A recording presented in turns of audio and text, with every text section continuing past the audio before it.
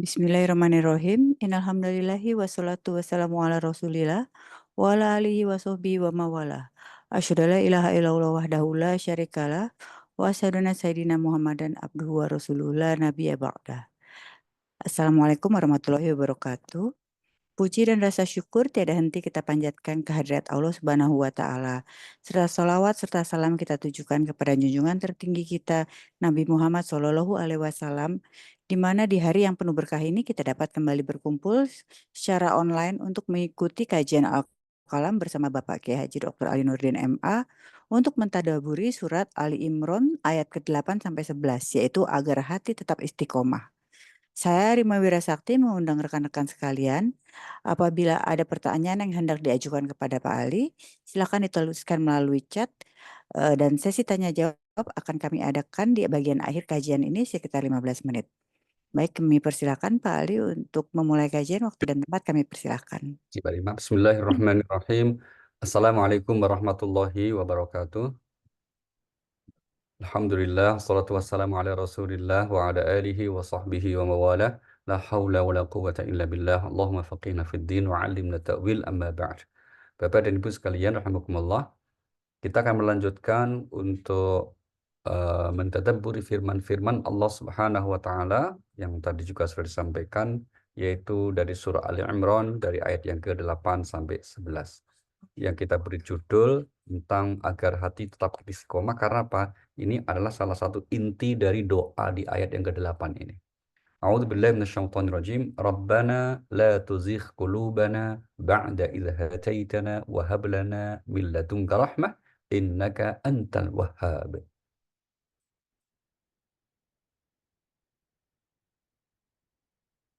Ya. Siapa? Mbak Ratih ya? Mana Mbak Ratih? Maaf, mute-nya belum dibuka. Ya, belum terlatih. Auzubillahiminasyaitonirrajim. Bismillahirrahmanirrahim. Mereka berdoa, "Ya Tuhan kami, janganlah Engkau condongkan hati kami kepada kesesatan setelah Engkau berikan petunjuk kepada kami, dan karuniakanlah kepada kami rahmat dari sisi-Mu. Iya. Sesungguhnya Engkau Maha Pemberi." Ayat ini pada intinya adalah agar kita berdoa memohon kepada Allah. Salah satu substansi doanya apa? Agar kiranya kita tetap dalam petunjuk. Jangan sampai hati kita dicondongkan ke dalam kesesatan. Sehingga apa? Kita selalu di dalam hidayah di jalan Allah Subhanahu wa Ta'ala. Seperti kita ketahui Bapak Ibu bahwa hidayah dalam agama kita secara garis besar dibagi menjadi dua macam. Yang pertama, hidayah yang bersifat umum, ya. Ini yang Allah berikan kepada seluruh hambanya, seluruh manusia tanpa pilih kasih. Allah berikan hidayah dalam arti petunjuk yang sifatnya umum. Bentuknya apa? Mari kita lihat surah nomor 16 ayat 78. A'udzubillahi minasyaitonirrajim. Wallahu akhrajakum min butuni ummahatikum la ta'lamuna syai'a wa ja'ala lakum as-sam'a wal absara wal af'idata la'allakum tashkurun. Bismillahirrahmanirrahim. Dan Allah mengeluarkan kamu dari perut ibumu dalam keadaan tidak mengetahui sesuatu pun. Dan Dia memberimu pendengaran, penglihatan, dan hati nurani agar kamu bersyukur. Iya, Dia memberimu pendengaran, penglihatan, dan hati atau akal pikiran agar kamu bersyukur. Inilah hidayah dalam arti yang general, dalam arti yang umum sifatnya. Allah berikan petunjuk berupa setiap orang atau mayoritas manusia memiliki kemampuan untuk mendengar, melihat, dan juga berpikir. Kemudian ada juga hidayah yang bersifat khusus. Inilah yang disebut sebagai hidayatul-din, hidayah agama. Yang kemudian kalau Allah sudah turunkan melalui para nabi, dan siapa yang akan meraih dan mendapatkannya, nah itulah yang kemudian disebut sebagai orang yang berada di dalam petunjuk atau dalam hidayah. Mari kita lihat surah nomor 6, surah Al-An'am pada ayat yang ke-125. Allah Subhanahu wa Ta'ala dalam ayat ini menyatakan tentang tanda siapa yang kemudian mendapatkan hidayah agama. A'udzubillahi minasyaitonir rajim. Faman yuridillah ay yahdiyahu yashrah sadrahu lil Islam. Bismillahirrahmanirrahim. Barang siapa dikehendaki Allah akan mendapat hidayah atau petunjuk, dia akan membukakan dadanya untuk menerima Islam. Dan barang siapa dikehendakinya menjadi sesat, dia jadikan dadanya sempit dan sesak, seakan-akan dia sedang mendaki ke langit. Demikianlah Allah menimpakan siksa kepada orang-orang yang tidak beriman. Iya, 126-nya wa hadza siratu rabbika mustaqimah.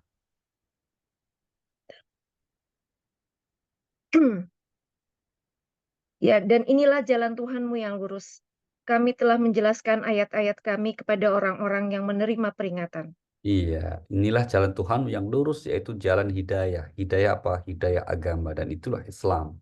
Agama yang Allah turunkan untuk menjadi pedoman, menjadi petunjuk bagi kehidupan manusia untuk meraih bahagia dunia dan akhirat. Nah, kemudian agama sebagai hidayah ini, sebagai bentuk hidayah ini harus diperjuangkan siapapun yang ingin meraih dan memperolehnya. Di antaranya adalah bagi yang sudah memperolehnya atau sudah mendapatkannya, mungkin karena secara tidak langsung Allah beri anugerah melalui kedua orang tuanya, melalui kita, orang tua kita semua, akhirnya kita menjadi seorang muslim misalnya. Nah, ini bagaimana kemudian cara mempertahankannya? Nah, inilah maka doa yang sedang kita bahas di Ali Imran ayat yang ke-8 ini memberi petunjuk itu. Yaitu apa? Ya Tuhan kami, jangan Engkau condongkan hati kami ke dalam kesesatan setelah Engkau beri petunjuk. Sehingga ini bagian dari ikhtiar kita untuk istiqomah dalam hidayah, untuk istiqomah dalam agama. Karena kalau kita bersungguh-sungguh istiqomah dalam jalan yang diridhai oleh Allah, jalan Allah, maka pasti Allah akan memberi hidayah atau mengokohkan hidayah kita atau kemudian menambah bahkan hidayah kita. Ini janji Allah Subhanahu wa taala yang disebut di surah nomor 29, surah Al-Ankabut ayat yang ke-69, ayat yang terakhir. A'udzubillahi minasyaitonir rajim. Walladzina jahadu fina lanahdiyannahum subulana wa innallaha lama'al muhsinin. Dan orang-orang yang berjihad untuk mencari keridhaan kami akan tunjukkan kepada mereka jalan-jalan kami. Dan sungguh Allah beserta orang-orang yang berbuat Dan baik. orang-orang yang bersungguh-sungguh ingin menempuh jalan kami, nah berjihad di sini maknanya bersungguh-sungguh ingin menempuh jalan Allah, sungguh pasti kami akan memberikan hidayah, ya. Sungguh pasti kami akan memberikan petunjuk. Sehingga kalau ada orang yang tidak mendapat petunjuk Allah, orang tidak mendapat hidayah dari Allah, salah satu sebabnya karena hati orang tersebut berpaling. Yang bersangkutan tidak melayakkan diri untuk mendapatkan hidayah. Ini yang diisyaratkan Allah di surah nomor 61, surah As-Saff ayat yang ke-5. Allah berfirman, A'udzubillahi minasyaitonirrajim, wa idh qala Musa liqaumihi ya qaumi lima tu'dunani wa qad ta'lamuna anni rasulullahi ilaikum falamma zaghu azaghallahu qulubahum. Ya. 61 ayat 5. Dan ingatlah ketika Musa berkata kepada kaumnya, "Wahai kaumku, mengapa kamu menyakitiku, padahal kamu sungguh mengetahui bahwa sesungguhnya aku utusan Allah kepadamu." Maka ketika mereka berpaling dari kebenaran, Allah memalingkan hati mereka. Dan Allah tidak memberi petunjuk kepada kaum yang fasik. Iya, kata kunci kita pada pernyataan firman Allah, tatkala hati mereka berpaling dari kebenaran, Allah palingkan hati mereka. Ini hal ini ya, mereka berpaling dari kebenaran, maka kemudian Allah palingkan hati mereka. Sehingga ketika hati seseorang mau menyambut kebenaran, terbuka untuk hadirnya hidayah, maka Allah akan beri hidayah kepada mereka. Maka ilustrasi yang menarik yang dibuat oleh ulama menyangkut hal ini adalah kalau ada orang yang di siang hari matahari sedang terik-teriknya nih, matahari bersinar terik-teriknya, orang yang bersangkutan tidak mendapat sinar matahari. Ini bukan berarti matahari yang pilih kasih, tapi posisi orang tersebut yang tidak memungkinkan untuk mendapat sinar matahari. Nah, sama Allah Subhanahu wa taala dengan segala keadilannya pastilah kemudian akan memberi kesempatan siapapun untuk meraih hidayah. Maka kalau ada orang yang tidak mendapat hidayah bukan karena Allah tidak memberi hidayah atau Allah menetapkan yang bersangkutan tidak memberi hidayah, tapi sikap orang tersebutlah yang menjadi alasan mengapa Allah tidak memberikan hidayah. Nah, sikap seseorang yang menjadikan bersangkutan tidak berhidayah, yang mengetahui tentu hanya Allah Subhanahu wa Ta'ala. Oke. Kemudian satu lagi ya Bapak Ibu, di antara doa selain doa yang sedang kita tahayati bersama di Ali Imran ayat ke-8 ini juga ada doa yang Allah syarat atau ajarkan di Al-Quran, di antaranya melalui para pemuda Ashabul Kahfi yang substansinya juga sama. Diajarkannya doa ini juga menunjukkan bahwa ikhtiar untuk mendapat hidayah di samping misalnya melalui kita tholabul ilmi, melalui kita berkumpul dengan orang-orang yang soleh, tidak kalah pentingnya adalah kita memohon kepada Allah agar diberi hidayah. Termasuk dalam suratul Fatihah, ihdinas siratal mustaqim. Ya Allah, berilah kami hidayah untuk menempuh jalan yang lurus. Juga di surah Al-Kahfi, surah 18, ya, ayat yang ke-10, yang kita tadi sebut, inilah doa para pemuda Ashabul Kahfi. Apa itu? Rabbana atina min ladunka rahmah wa hayyi' lana min amrina rasyada. Ingatlah ketika pemuda-pemuda itu berlindung ke dalam gua, lalu mereka berdoa, "Ya Tuhan kami, berikanlah rahmat kepada kami dari sisimu, dan sempurnakanlah petunjuk yang lurus bagi kami dalam urusan kami." Iya, Tuhan kami, ya, itu doa para pemuda tersebut, anugerahkanlah kepada kami petunjukmu, jalanmu, ya, dan juga doa-doa yang secara umum mengisyaratkan bahwa yang kita minta itu harus kita perjuangkan, harus kita ikhtiarkan. Di antaranya adalah melalui doa-doa tersebut.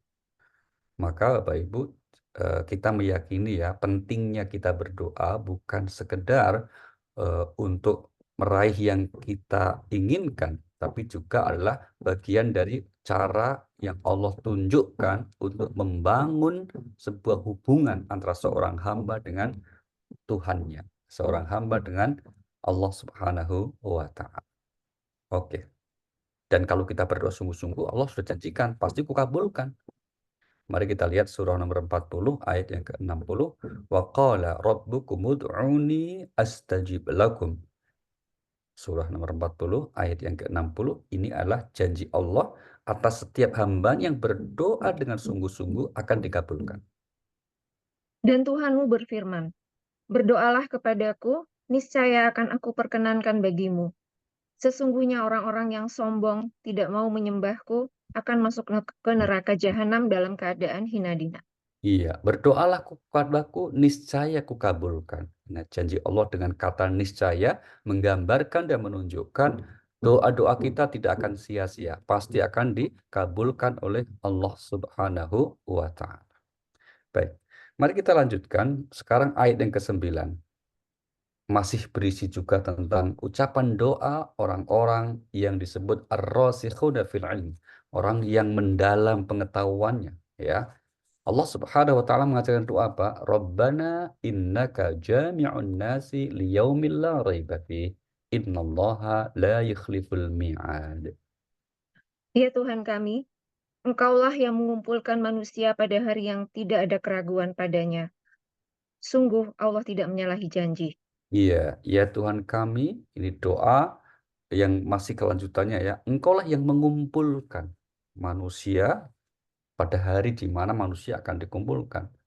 Ini salah satu fase dari hari kebangkitan, di mana ketika manusia itu dibangkitkan, kemudian akan bersama-sama dikumpulkan. Nah, tempat berkumpul dalam bahasa Al-Quran itu disebut dengan mahsyar. Kita sering menerjemahkan dengan istilah padang mahsyar. Mahsyar sendiri maknanya adalah tempat berkumpul, ya. Atau kalau dalam bentuk lain disebutkan hari kebangkitan, setelah itu yaumul hasyr, maka ada surah al-hasyr, hari di mana kita semua nanti akan dikumpulkan, yang sama dengan ayat ini, innaka jami'un nasi liyaumil la raiba fih. Sesungguhnya engkau akan mengumpulkan manusia pada hari yang tidak ada keraguan. Nah, episode hasyr ini mengingatkan kita bahwa sepanjang makhluk itu berjenis manusia, kita akan dibangkitkan. Kalau makhluk yang lain tidak. Misalnya binatang gitu ya, apalagi benda mati ya, binatang. Nggak akan ada kebangkitannya. Malaikat misalnya, nggak ada akan mengalami yang disebut dikumpulkan kembali, dibangkitkan. Manusia dibangkitkan. Kenapa? Untuk kemudian dimintai pertanggungjawaban atas apa yang telah dilakukannya di dunia. Mari kita lihat bagaimana Allah menggambarkan sekelumit tentang keadaan mahsyar ini ya. Di surah nomor 39, surah Az-Zumar, ayat yang ke-69 sampai 70, dua ayat ini menggambarkan bagaimana keadaan manusia ketika kelak nanti di padang mahsyar atau yang disebut dengan Yaumul Hasyr, manusia akan diberikan pada saat itu kebangkitan untuk kemudian siap mempertanggungjawabkan setiap amal perbuatannya. A'udzubillahi minasyaitonir rajim wa asyraqatil ardu binuri rabbiha wa wudi'al kitab wa ji'a bin nabi dan seterusnya. Dan bumi pada mahsyar menjadi terang benderang dengan cahaya keadilan Tuhannya. Dan buku-buku perhitungan perbuatan mereka diberikan kepada masing-masing. Nabi-nabi dan saksi-saksi pun dihadirkan, lalu diberikan keputusan di antara mereka secara adil, sedang mereka tidak dirugikan. Iya, satu lagi ya. Dan kepada setiap jiwa diberi balasan dengan sempurna sesuai dengan apa yang telah dikerjakannya. Dan dia lebih mengetahui apa yang mereka kerjakan. Iya. Pertanyaannya sekarang disebutnya wa asyraqatil ardu binuri rabbiha. Dan bumi saat itu dalam tanda kutip, dalam kurung maksudnya, bumi padang mahsyar ya, disebutnya al-ardu, yang diterjemahkan dengan bumi. Pertanyaannya adalah, bukankah bumi yang sekarang menjadi tempat kita tinggal, kelak akan dibina atau hancur, mengalami kehancuran? Misalnya ada ayat, idza zulzilatil ardu zilzalaha wa akhrajatil ardu asqalaha, ya. Ketika bumi diguncangkan sedemikian rupa, maka dimuntahkanlah semua isi di bumi itu. Itulah salah satu tanda dahsyatnya kiamat. Kenapa kemudian disebut bahwa di sini buminya bercahaya? Gitu ya. Bukankah bumi sudah hancur binasa? Jawaban kita, mari kita lihat. Surah nomor 14 ayat yang ke-48. Surah 14 ayat 48 Allah Subhanahu wa taala berfirman, "Yauma tubaddarul ardu ghairal ardi was samawati wa barazu lillahil wahidil qahhar." Yaitu pada hari ketika bumi diganti dengan bumi yang lain, dan demikian pula langit, dan mereka manusia berkumpul di padang mahsyar, menghadap Allah yang Maha Esa, Maha Iya, Perkasa. inilah jawabannya Bapak Ibu. Disebutnya bumi tadi berarti adalah bukan bumi yang sekarang kita pijak. Karena ketika kiamat tiba, itu disebutkan di ayat ini, bumi diganti dengan bumi yang lain. Demikian juga langit. Ya, bumi yang kita pijak ini sudah akan kemudian mengalami pergantian oleh Allah Subhanahu wa taala. Itulah kenapa kemudian dahsyat sekali gitu ya. Nah, disitulah kemudian akhirnya setelah bumi yang baru disebut bumi padang mahsyar, termasuk disitulah nanti kehidupan akhirat akan dimulai, manusia dibangkitkan, dimulai dari proses kebangkitan, terus kemudian di mahsyar. Nah, keadaan manusia di mahsyar secara umum akan menghadapi situasi yang sangat berat. Kita sering mendengar di saat itu maka Allah Subhanahu wa taala melalui nabinya akan apa? Di saat berat sekali itu Allah Subhanahu wa taala memberikan kepada orang-orang beriman yang disebut dengan syafaat. Dan di antara syafaat yang Allah izinkan adalah syafaat melalui Nabi kita Muhammad sallallahu alaihi wasallam dan Al-Qur'an. Maka Bapak Ibu, apa yang kita lakukan ya dalam kajian-kajian kita, termasuk khususnya kajian di Al-Qalam ini, setiap Rabu, di mana kita mentadabburi firman-firman Allah, ini insya Allah kelak akan menjadi syafaat kita di yaumil mahsyar. Karena Rasulullah sallallahu alaihi wasallam bersabda, "Iqra'ul Qur'an fa innahu ya'ti yaumal qiyamah syafi'an li ashabi."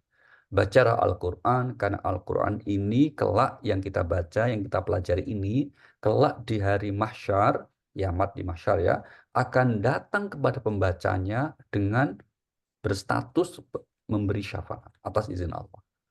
Yang menjadi syafi' li ashabi. Syafaat untuk pembacanya. Maka kita bersyukur sekali ya ketika kita diberikan oleh Allah kemampuan untuk selalu membersamai Al-Quran, mentadabburi firman-firman Allah dalam Al-Quran. Kelak insya Allah kita di samping akan mendapatkan syafaat dari baginda Nabi kita Muhammad Sallallahu Alaihi Wasallam juga Al-Quran. Itulah mengapa kita dalam konteks terhadap Nabi, kenapa kita diperintahkan Allah untuk membaca sholawat misalnya. Yang kita sebut satu-satunya ibadah yang Allah pun melakukan itu apa? Membaca sholawat. Ya, karena harapannya kita mendapat syafaat kelak di yaumil akhir. Mari kita lihat firman Allah di surah nomor 33 ayat 56. Allah Subhanahu wa taala berfirman, "Innallaha wa malaikatahu yusholluna 'alan nabi. Ya ayyuhalladzina amanu shallu 'alaihi wa sallimu taslima." Auzubillahi. Sesungguhnya Allah dan para malaikatnya bersalawat untuk Nabi. Wahai orang-orang yang beriman, bersalawatlah kamu untuk Nabi, dan ucapkanlah salam dengan penuh penghormatan kepadanya. Iya, sesungguhnya Allah dan para malaikatnya bersolawat untuk Nabi. Ini ya, Allah dan para malaikatnya. Maka, wahai orang-orang beriman, bersolawatlah kalian kepada Nabi. Itulah kenapa dalam pengantar kita setiap membuka acara gitu ya, kita selalu mendengarkan pernyataan bahwa marilah kita sampaikan sholawat dan salam untuk baginda Nabi kita Muhammad Sallallahu Alaihi Wasallam agar kelak kita mendapatkan syafaat di yaumil akhir. Nah ini salah satunya begini. Kapan? Ketika kita nanti di padang mahsyar. Nah itulah yang oleh ayat yang sedang kita tafsirkan, innaka jami'un nas liyaumil la raiba fi. Ya Tuhan kami, sungguh Engkau akan mengumpulkan manusia pada hari yang tidak diragukan lagi. Kapankah hari itu? Nah, pertanyaannya gitu ya. Kapankah hari kiamat di mana manusia semua dikumpulkan? Jawaban Al-Quran kita lihat di antaranya, karena ini beberapa kali diulang jawabannya ya. Surah nomor 20 ayat 15 Allah berfirman, "Inna sa'ata atiyatun akadu ukhfiha litujza kullu nafsim bima tas'a." Sungguh hari kiamat itu akan datang. Aku merahasiakan waktunya agar setiap orang dibalas sesuai dengan apa yang telah dia usahakan. Iya, sungguh hari kiamat pasti tiba. Kebangkitan pasti ada. Dikumpulkan manusia pasti terjadi. Tapi kurahasiakan waktunya. Maka Bapak Ibu penting ya untuk bagi seorang beriman mempercayai kiamat pasti tiba. Dan tidak bisa diketahui siapapun. Maka kalau sering kita mendengar ada orang yang memprediksi kiamat tanggal sekian, tahun sekian, itu semua bertentangan dengan pernyataan Al-Quran yang mengatakan bahwa itu dirahasiakan waktunya. Jangankan kita, baginda Rasulullah Sallallahu Alaihi Wasallam pun tidak mengetahui pasti karena beliau tidak diberitahu oleh Allah Subhanahu Wa Taala. Maka ketika Jibril alaihissalam dalam rangka mengajarkan kepada para sahabat dan kita semuanya tentang beberapa aspek agama, ketika itu beliau bertanya, "Akhbirni 'anil iman." Kabarkan tentang wahai Nabi tentang iman. Maka Nabi jelaskan iman itu begini-begini. "Akhbirni 'anil Islam." Kabarkan tentang Islam. Maka Rasulullah SAW mengatakan Islam itu begini-begini. "Akhbirni 'anil ihsan." Kabarkan tentang ihsan. Nabi jelaskan. Tapi begitu bertanya tentang kabarkan kepada tentang kiamat atau kapan kiamat itu tiba, Nabi menyatakan yang ditanya tidak lebih tahu dari yang bertanya. Karena memang itu dirahasiakan.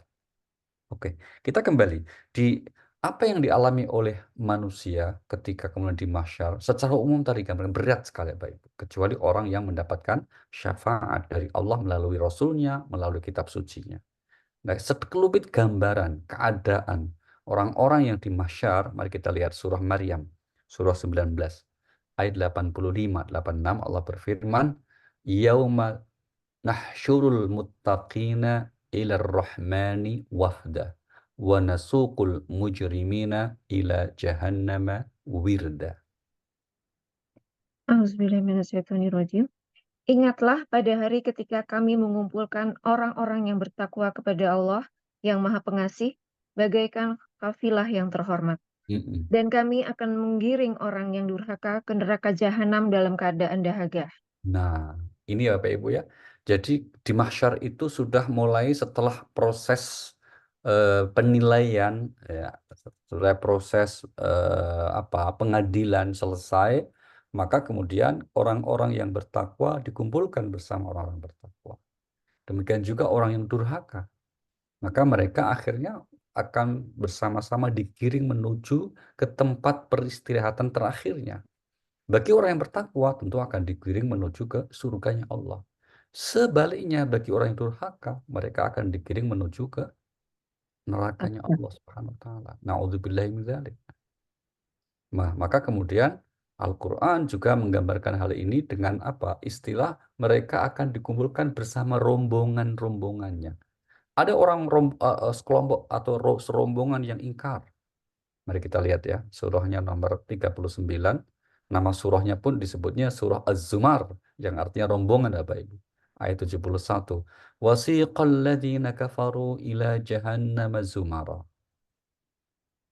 Orang-orang yang kafir digiring ke neraka jahanam secara berombongan, sehingga apabila mereka sampai kepadanya neraka, pintu-pintunya dibukakan dan penjaga-penjaga berkata kepada mereka, apakah belum pernah datang kepadamu rasul-rasul dari kalangan kamu yang membacakan ayat-ayat Tuhanmu dan memperingatkanmu kepadamu akan pertemuan dengan harimu ini?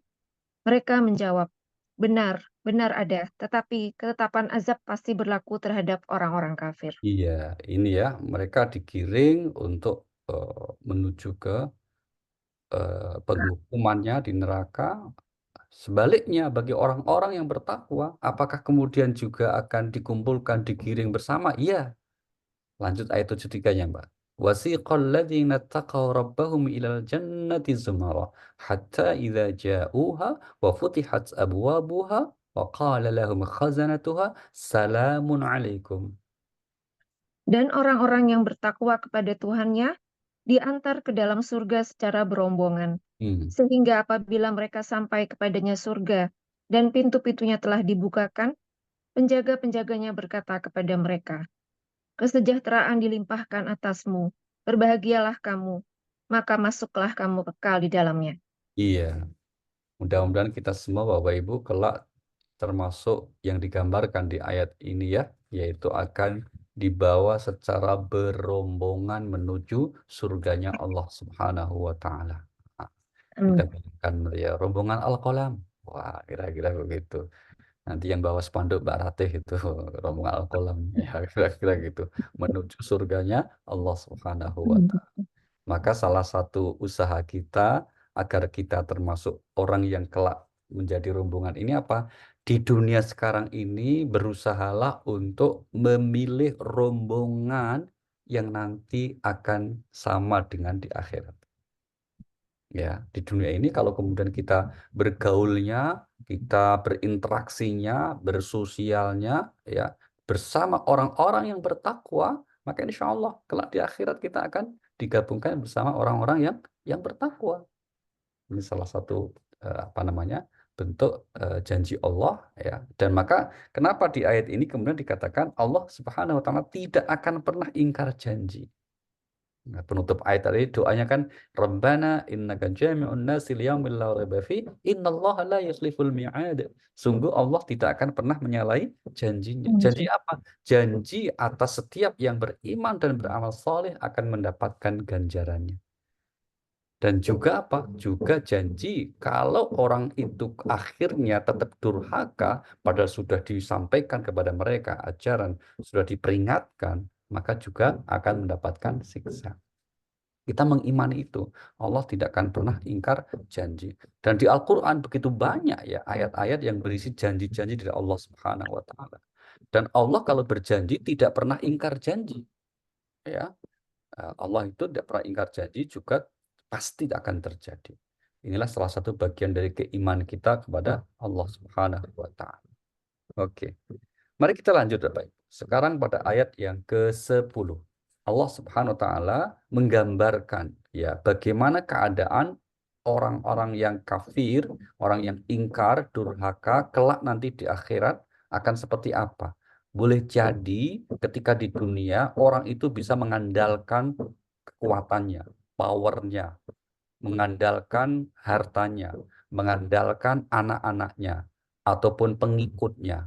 Nah, bagaimana kelak nanti di akhirat? Nah, jawaban ayat ini mengatakan, A'udzubillahi minasyaitonir rajim, innal ladzina kafaru lan tughniya anhum amwaluhum wala auladuhum minallahi syai'a wa ulaika hum waqudun nar. Auzubillahiminasyaitonirrajim.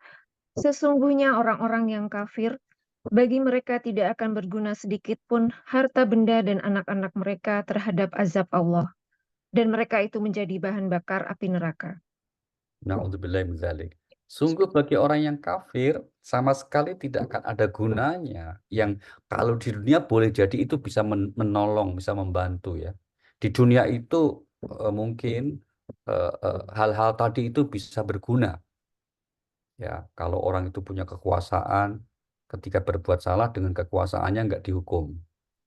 Kalau orang itu punya pengikut yang banyak, ketika berbuat salah mungkin bisa selamat karena yang akan hukum takut. Wah, ini orang pernah banyak ya, banyak pengikutnya ya, besar, nanti di demo gitu kan. Nah, hal-hal seperti itu nggak berlaku di akhirat. Termasuk kalau kemudian di dunia mungkin orang diberi harta melimpah yang seharusnya dihukum, kemudian berhasil untuk, mohon maaf, mempengaruhi pengadil atau hakim atau yang berwajib, akhirnya tidak dihukum. Itu mungkin dan sering mungkin kita dengar informasinya terjadi di dunia. Bisakah itu terjadi kelak di akhirat di hadapan mahkamah pengadilan Allah Subhanahu wa Ta'ala? Mari kita lihat di samping ayat ini ya. Surah 26 ayat yang ke-88. Allah berfirman surah 26 Asy-Syu'ara ayat 88, yauma la yanfa'u malu wala banun.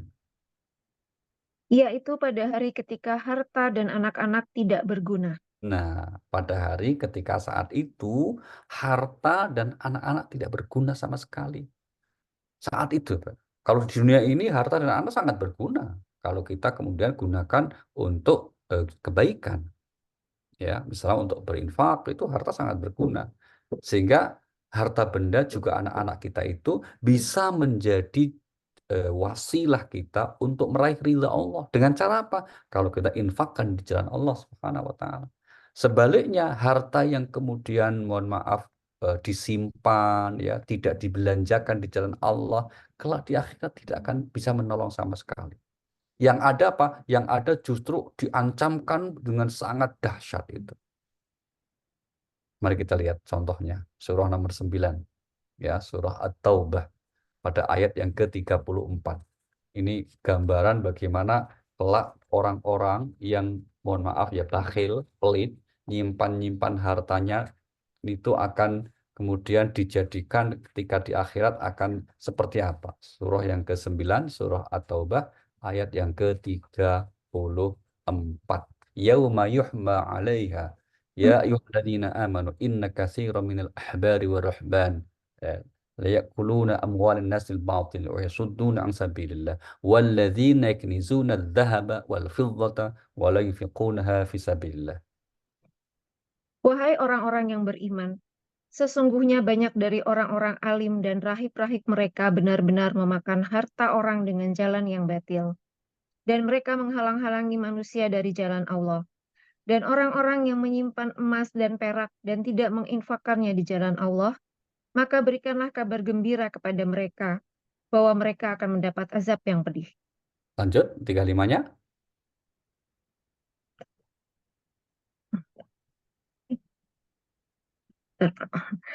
Ingatlah pada hari ketika emas dan perak dipanaskan dalam neraka jahanam. Lalu dengan itu disetrika dahi, lambung, dan punggung mereka seraya dikatakan kepada mereka, inilah harta bendamu yang kamu simpan untuk dirimu sendiri. maka rasakanlah akibat dari apa yang kamu simpan itu. Iya, inilah harta bendamu yang kamu simpan untuk dirimu sendiri ketika di dunia. Bayangkan dikatakan ya lambung dan dahi mereka disetrika dengan harta itu. Na'udzubillahi min dzalik. Maka sungguh rugi Bapak Ibu orang yang diberi kesempatan untuk meraih kemuliaan melalui harta ketika di dunia kok tidak dimanfaatkan. Sungguh besar kerugian itu. Sehingga wajar kalau Al-Quran menggambarkan ya bagi orang-orang yang seperti itu ketika baru mati, ini belum dihakimi nih, belum dibangkitkan, baru mati, langsung menyesal dan ingin diberi kesempatan kembali hidup di dunia agar dia bisa bersedekah. Mari kita lihat surah nomor 63 ayat yang ke-10. Allah berfirman, "Wa anfiqu mimma razaqnakum min qabli ayyatiya."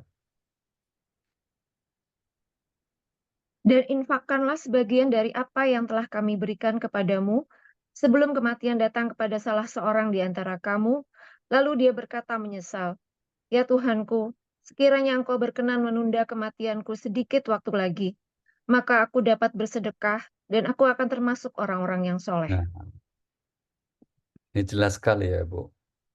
Infakkanlah sebagian harta yang Allah rizkikan padamu sebelum datang kematian, di mana ketika kematian itu tiba, orang yang pelit itu akan minta kepada Allah dengan mengatakan apa? Laula akhartani ila ajalin qarib. Ya Allah, tolong tunda sebentar saja kematianku agar aku fa'as-saddaqah, bisa bersedekah. Tapi nasi sudah menjadi bubur. Tidak akan ada kesempatan kedua, yang ada selesai. Nah, inilah penyesalan yang tidak lagi ada gunanya. Na'udzubillahi min dzalik. Maka Bapak Ibu penting untuk kemudian kita menghindarkan diri dari sifat bakhil atau kikir. Karena apa? Itu hanya akan merugikan. Tidak ada gunanya kata ayat tadi. Bagi orang-orang yang bakhil, kafir itu tidak akan ada gunanya. Harta dan anak-anak mereka itu. Gitu.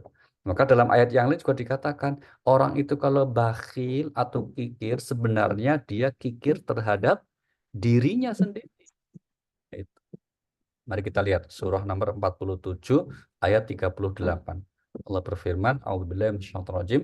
Ha antum haula'i tud'auna litunfiqu fi sabilillah, faminkum may yabkhalu wa may yabkhal fa innama yabkhalu an nafsihi." Ingatlah, kamu adalah orang-orang yang diajak untuk menginfakkan hartamu di jalan Allah. Lalu di antara kamu ada orang yang kikir. Dan barang siapa kikir, maka sesungguhnya dia kikir terhadap dirinya sendiri. Hmm. Dan Allah lah yang maha kaya, dan kamulah yang membutuhkan karunia-Nya. Dan jika kamu berpaling dari jalan yang benar, dia akan menggantikan kamu dengan kaum yang lain, dan Iya. mereka tidak akan durhaka seperti Perhatikan kamu. kalimat barang siapa kikir, sebenarnya dia kikir terhadap dirinya sendiri. Na'udzubillahi min dzalik.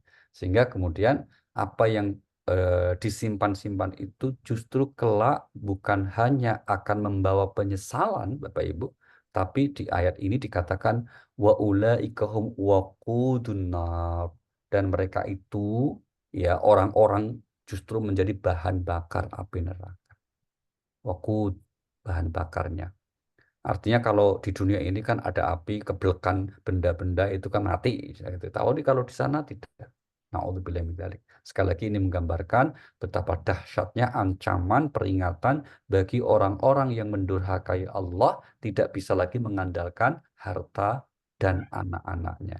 Itulah mengapa Al-Quran sering memperingatkan kepada kita tentang apa? Tentang sifat dunia dan anak-anak itu. Harta benda dan anak-anak ini. Sebagai salah satunya apa? Salah satunya memang dunia ini bagi orang yang tidak beriman melenakan dengan cara apa? Sebagai salah satu simbol-simbol untuk kemegahan, simbol-simbol untuk berbangga-banggaan, begitu. Mari kita lihat ya, surah nomor 57 ayat yang ke-20. I'lamu annamal hayatud dunya la'ibun wa lahwun wa zinatun wa tafakhurun bainakum wa takathurun fil amwali wal aulad. Ketahuilah, sesungguhnya kehidupan dunia itu hanyalah permainan dan senda gurauan, perhiasan dan saling berbangga di antara kamu, serta berlomba dalam kekayaan dan anak keturunan, seperti hujan yang tanam-tanamannya mengagumkan para petani. Kemudian tanaman itu menjadi kering, dan kamu lihat warnanya kuning, kemudian menjadi hancur. Hmm, Dan di akhirat nanti ada azab yang keras dan ampunan dari Allah serta keridoannya. iya, Dan kehidupan dunia tidak lain hanyalah kesenangan yang palsu. iya. Ketahuilah kehidupan dunia kan seperti itu. Ya, bangga-banggaan, terus kemudian banyak-banyakan harta dan anak. Nanti setelah meninggal baru kemudian timbul penyesalan. Tapi sekali lagi menyesal yang sudah tidak berguna. Na'udzubillahi min dzalik. Oke. Maka Al-Quran juga mengingat kita Bapak Ibu, di antara ujian yang paling berat berkaitan dengan kehidupan manusia apa? Harta dan anak-anak kita. Ya, mari kita lihat surah nomor 8 ayat yang ke-28. Surah 8 ayat 28 Allah berfirman, "Wa'lamu annama amwalukum wa auladukum fitnah wa annallaha 'indahu ajrun 'azim." Dan ketahuilah bahwa hartamu dan anak-anakmu itu hanyalah sebagai cobaan.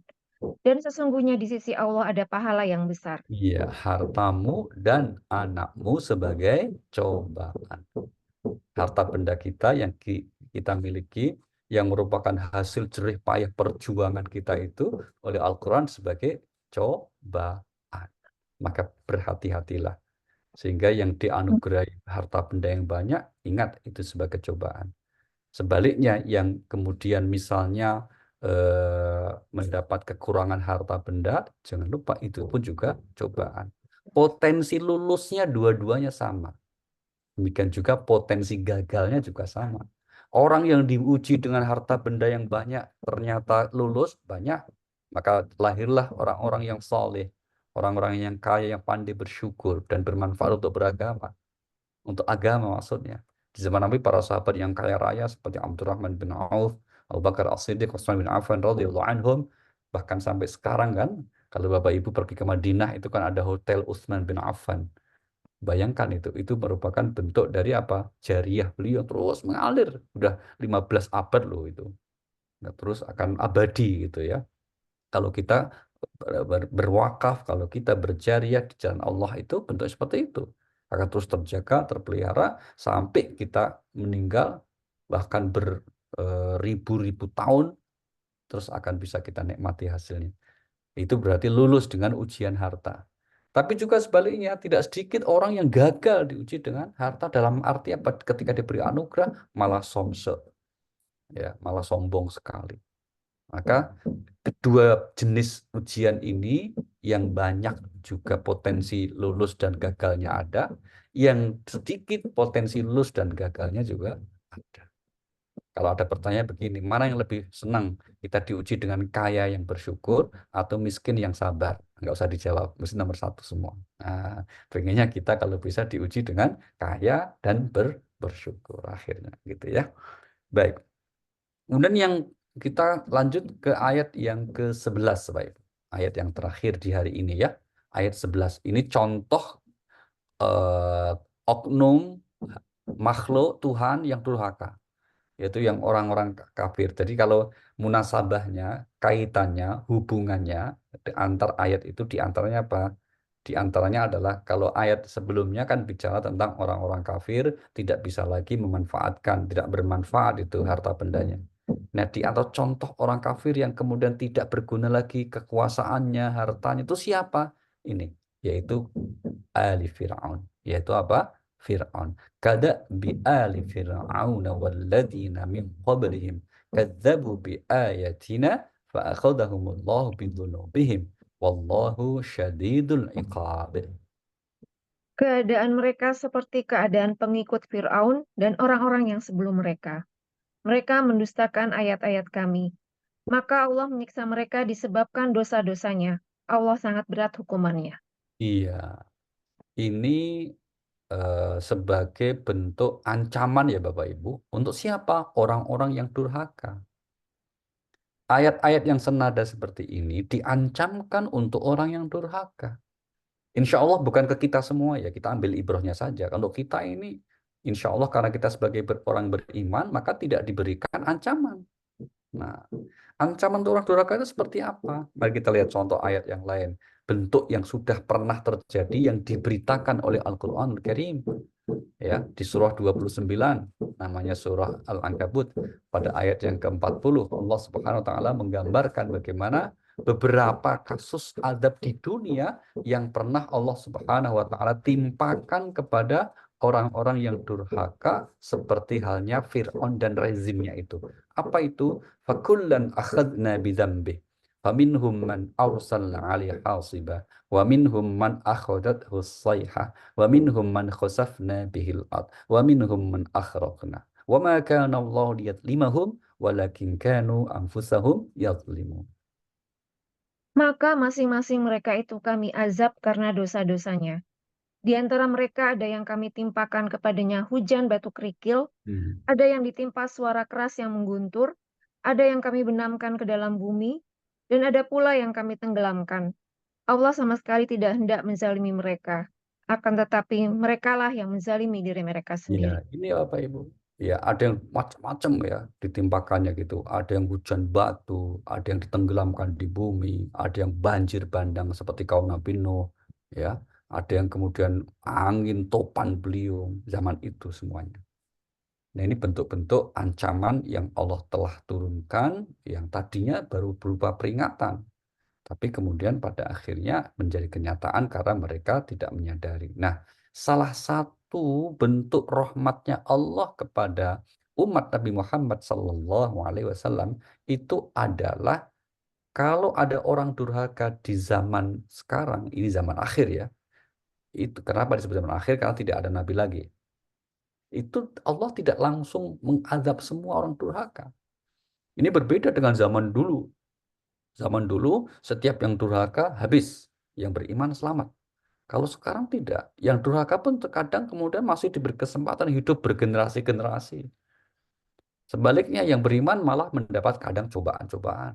Ya, misalnya, saudara kita di Palestina, kita meyakini mayoritas mereka orang-orang beriman, tapi dapat cobaan dari Allah.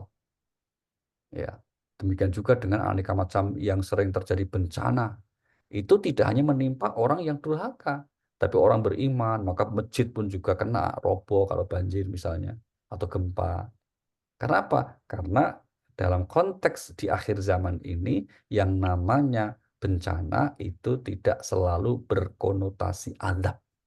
Ya, tapi juga bisa menjadi bentuk ujian bagi orang yang beriman. Bahkan bisa menjadi juga sarana untuk meraih mati syahid bagi orang yang beriman. Ini perbedaannya di antaranya begitu ya. Nah, sekali lagi, bagi orang-orang yang beriman tentu tidak menjadi objek ayat ini untuk sebagai ancaman. Karena itu hanya untuk orang durhaka. Maka bagi orang yang beriman itu, kehadiran ayat-ayat Al-Quran, diutusnya Nabi kita Muhammad SAW sebagai apa? Berita gembira. Dan akan berisinya kabar gembira. Mari kita lihat surah nomor 33, ayatnya yang ke-45-47. Ya ayuhan nabi, inna arsalnaka syahidan wa mubasyiran wa nadhira wa da'iyan ila Allah bi'idnihi wa sirajan munira wa basyiril mu'minina bi anna lahum minallah fadlan kabira. Wahai Nabi, sesungguhnya kami mengutusmu untuk menjadi saksi, pembawa kabar gembira, dan pemberi peringatan. Dan untuk menjadi penyeru kepada agama Allah dengan izinnya, dan sebagai cahaya yang menerangi. Dan sampaikanlah kabar gembira kepada orang-orang mukmin bahwa sesungguhnya bagi mereka karunia yang besar dari Allah. Sampaikan kabar gembira kepada orang-orang beriman dengan diutusnya Nabi kita Muhammad Sallallahu Alaihi Wasallam itu menjadi kabar gembira dan apa? Karunia yang besar. Alhamdulillah. Itu. Maka kita jadi umat Rasulullah ini bersyukur sekali kita Bapak Ibu. Karena itu kita berarti mendapat karunia dari Allah Subhanahu wa taala yang besar. Bukan sekedar karunia, tapi karunia yang besar. Yang diutusnya Nabi kita Muhammad Sallallahu Alaihi Wasallam. Maka Alhamdulillah. Demikian juga dengan kehadiran Al-Quran yang dibawa Nabi kita. Itu menjadi berita gembira. Kenapa? Dengan Al-Quran itu kita punya kesempatan untuk meraih pahala yang besar. Mari kita lihat surah 17 ayat yang ke-9. A'udzubillahi minasyaitonir rajim. Inna hadzal Qur'an yahdi lillati hi aqwam wa yubashshirul mu'minina bi anna lahum ajran kabira. Sungguh, Al-Quran ini memberi petunjuk ke jalan yang paling lurus dan memberi kabar gembira kepada orang mukmin yang mengerjakan kebajikan, bahwa mereka akan mendapat pahala yang besar. Wa yubashshirul mu'minina bi anna lahum, ya, menjadi kabar gembira bagi orang yang bermukmin, ya. Dengan beramal soleh mereka mendapatkan pahala yang besar. Nah, ini adalah berita-berita yang menggembirakan untuk orang yang beriman. Pertanyaannya, apa berita gembiranya untuk orang yang beriman itu? Kalau tadi kan ancaman bagi orang kafir kan siksa neraka yang pedih sekali.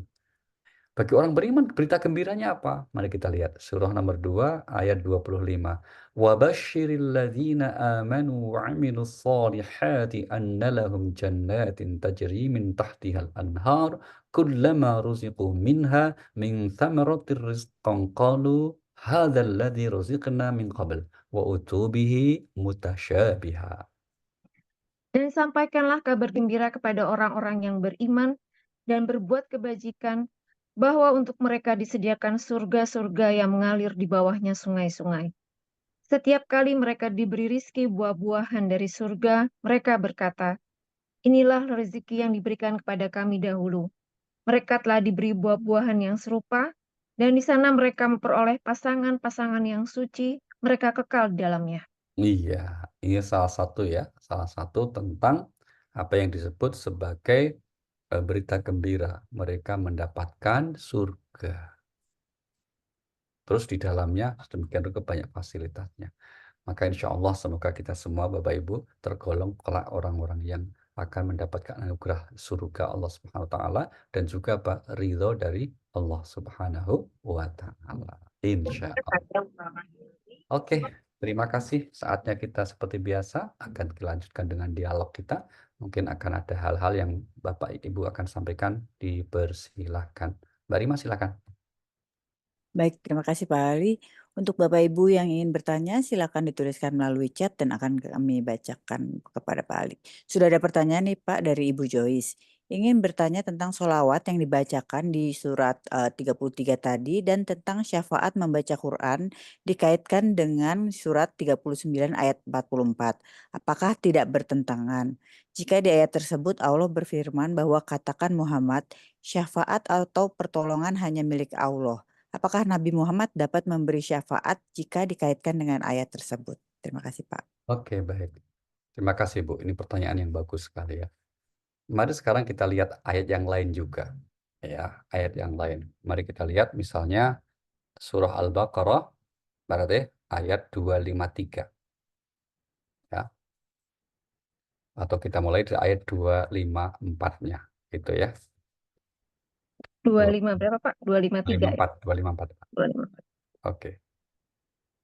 Wahai orang-orang yang beriman, infakkanlah sebagian dari rezeki yang telah kami berikan kepadamu sebelum datang hari ketika tidak ada lagi jual beli, tidak ada lagi persahabatan, dan tidak ada lagi syafaat.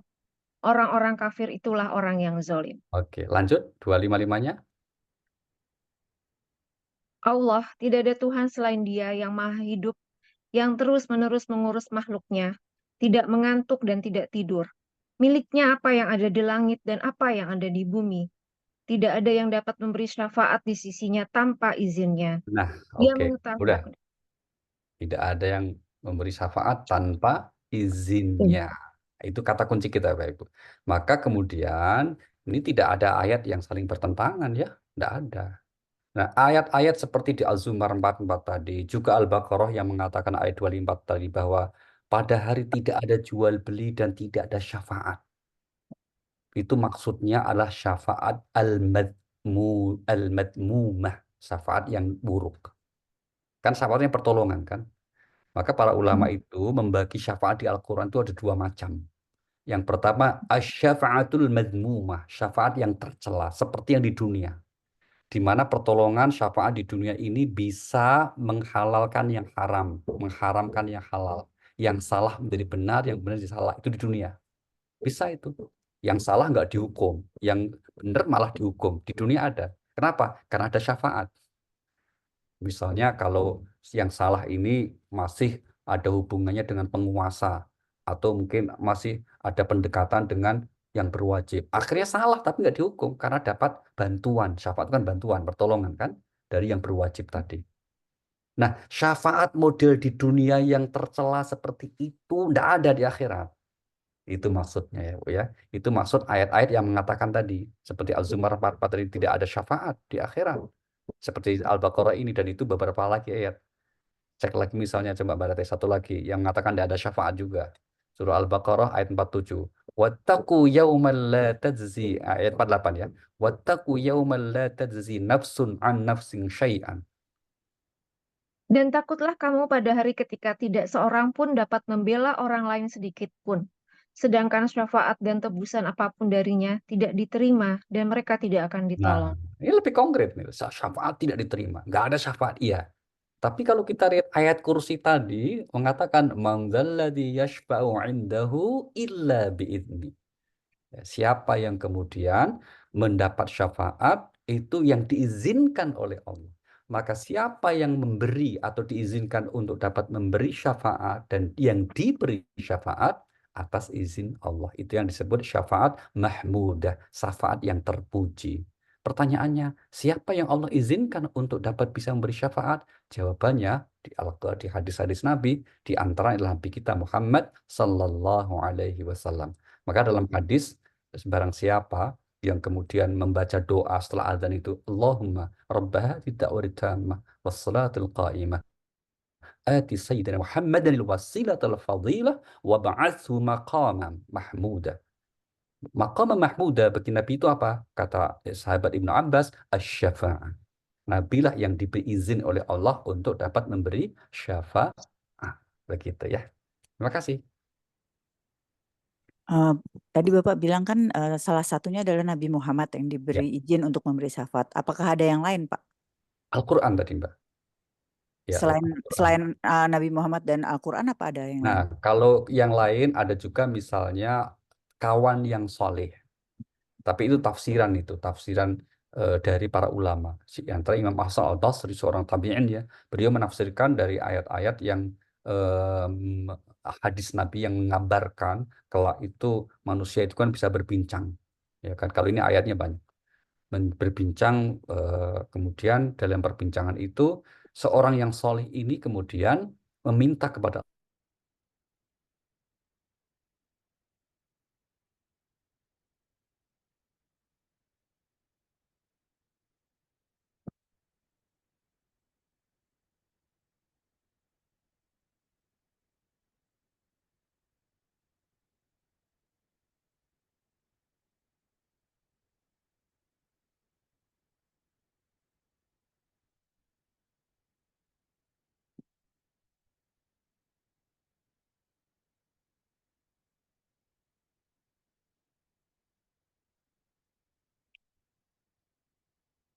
Sepertinya ada gangguan sinyal ya Pak Ali. Tunggu sebentar ya.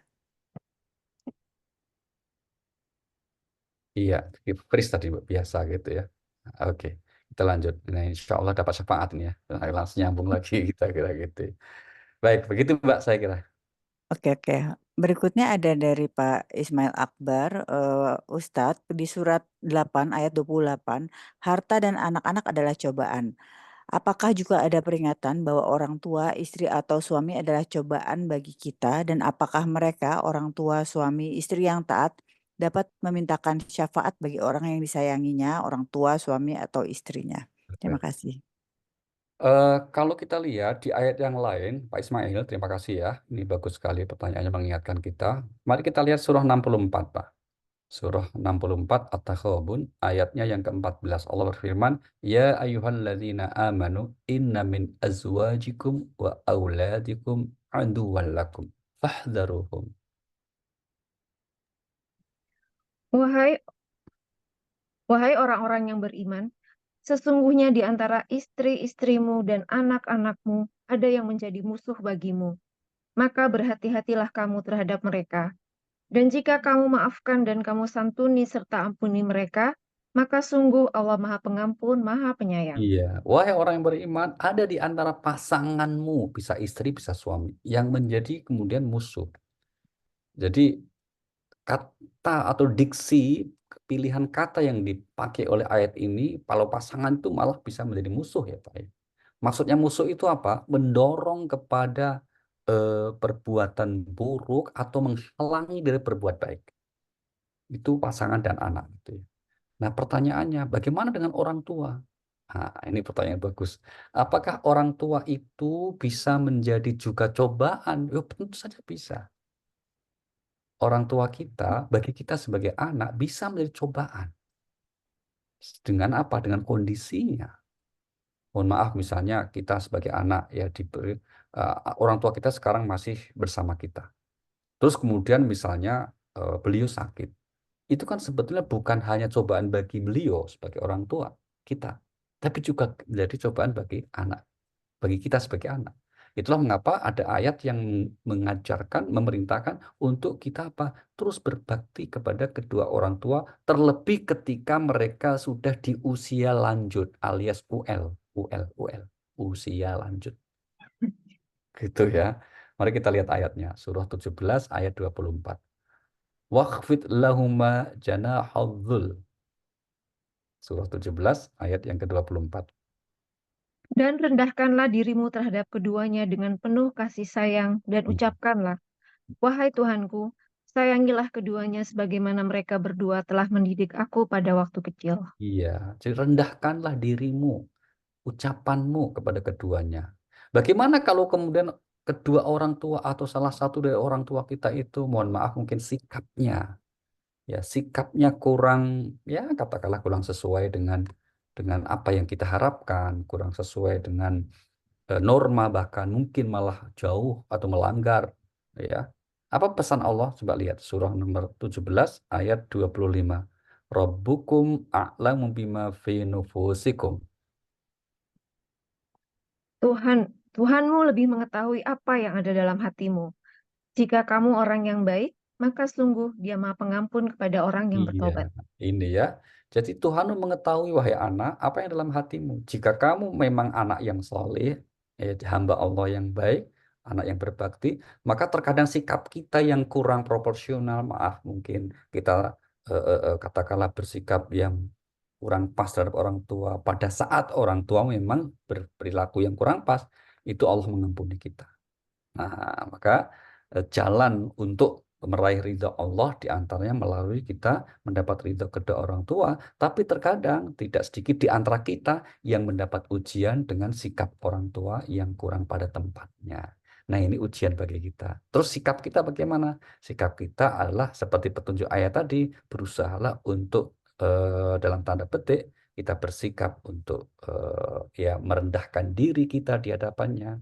Karena apalagi kalau sudah usia lanjut tadi ya Bapak Ibu, itu seringkali orang tua itu mengucapkan, melakukan hal-hal yang di luar kesadarannya. Gitu. Dan sering diulang-ulang lagi. Ya, apalagi kalau mungkin sudah ada yang apa itu mendapat ujian berupa kehilangan sebagian memori atau demensia gitu. Itu kan ujian betul itu bagi kita sebagai anak yang sehat. Nah, salah satu agar kita mendapat ridha Allah adalah dengan sabar atas sikap kedua orang tua kita yang boleh jadi tidak selalu seperti yang kita harap. Oke, makasih Pak Ismail. Baik, tadi adalah pertanyaan terakhir, Pak. Barangkali bisa ditutup dengan doa. Makasih ya Bapak Ibu, mari kita hadirkan niat baik kita semuanya. Mungkin ada di antara kita yang sedang sakit, semoga Allah beri sembuh. Yang sedang punya kesulitan, Allah beri kemudahan. Yang punya hajat yang baik, semoga Allah kabulkan. Al-Fatihah. A'udzubillahi minasyaitonirrajim. Bismillahirrahmanirrahim. Alhamdulillahirrabbilalamin. Ar-Rahmanirrahim. Maliki yaumiddin. Iyyaka na'budu wa iyyaka nasta'in. Ihdinas siratal mustaqim. Siratal ladzina an'amta 'alaihim ghairil maghdubi 'alaihim waladdallin. Amin.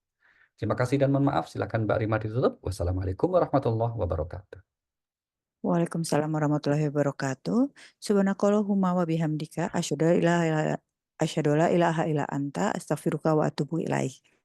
Terima kasih banyak Pak Ali atas ilmu yang tentunya sangat bermanfaat untuk kami.